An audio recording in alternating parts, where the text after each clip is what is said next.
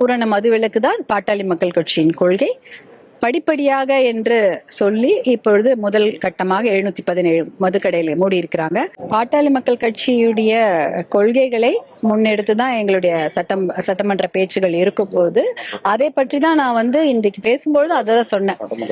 தொழில் வளர்ச்சி, வேளாண் வளர்ச்சிக்கு முக்கியத்துவம் கொடுக்க வேண்டும் அப்படின்னு சொல்லியிருந்தேன். அதே போல நீடித்த சுற்றுச்சூழல் வளர்ச்சிக்கு முக்கியத்துவம் கொடுக்க வேண்டும், நீர் மேலாண்மைக்கு முக்கியத்துவம் கொடுக்க வேண்டும், அதே போல கல்வி மருத்துவத்துக்கு முக்கியத்துவம் கொடுக்க வேண்டும், பெண்கள் பாதுகாப்புக்கு முக்கியத்துவம் கொடுக்க வேண்டும், போதை ஒழிப்பு மது ஒழிப்புக்கு முக்கியத்துவம் கொடுக்க வேண்டும் போன்ற இத்தனை மக்கள் நலன் சார்ந்த திட்டங்களை பற்றி தான் பாட்டாளி மக்கள் கட்சி தொடர்ந்து பேசிக் கொண்டு வருகிறது.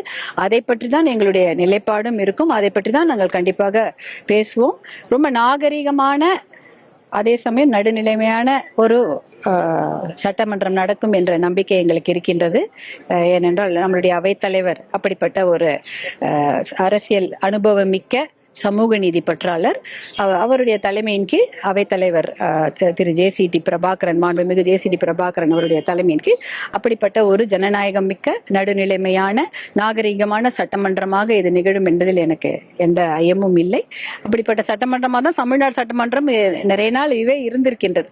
தமிழ்நாடு சட்டமன்றத்தில் எத்தனையோ பெரிய பெரிய தலைவர்கள்லாம், முதலமைச்சர்கள், தலைவர்கள் இருந்திருக்கிறாங்க. என்னுடைய தாத்தா அவர்கள்லாம் இங்க எத்தனையோ முறை சட்டமன்றத்துல பேசி நிறைய விஷயங்களை சாதித்திருக்கிறார்கள்.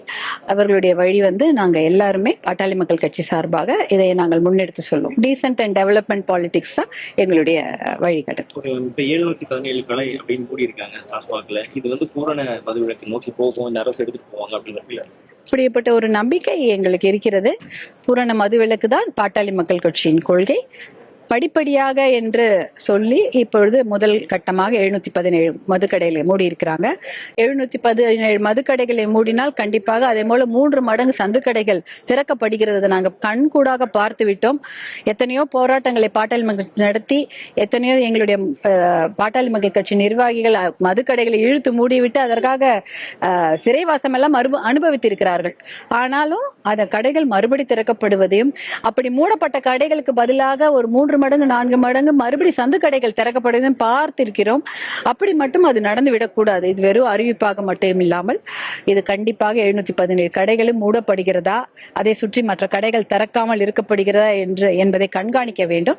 முதலமைச்சருக்கு சவால் இருக்கும்னு நினைக்கிறீங்க? எல்லா நாளுமே எல்லாருமே வாழ்க்கையில் சவால் தான். உங்களுக்கும் சவால், எங்களுக்கும் சவால், எல்லாருக்குமே சவால் இருக்கும். கண்டிப்பாக ஒரு முதலமைச்சருக்கு சவால்கள் இருக்கும். நன்றி.